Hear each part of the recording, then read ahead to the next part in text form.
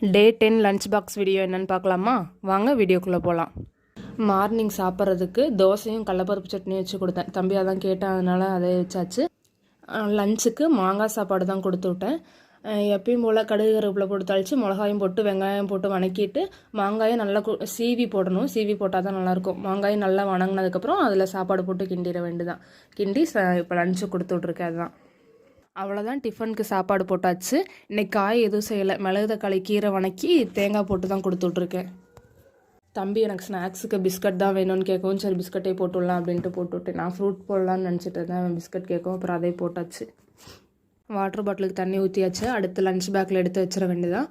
லஞ்சில் எடுத்து வைக்கிறதுக்கு first water bottle, tiffin box, snacks box, milk குடிக்கிறதுக்கு கப்பு, டவலு, ஸ்பூனு எல்லாமே எடுத்து வச்சாச்சு. அவ்வளோதான். லஞ்ச் பேக் ரெடி ஆயிடுச்சு. தம்பி மார்னிங் சாப்பிட்டு கிளம்பிட்டேன். உங்கள் குட்டீஸ்க்கு என்ன கொடுத்து விட்டீங்கன்னு கமெண்ட் பண்ணுங்கள்.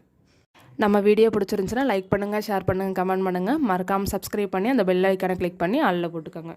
பை.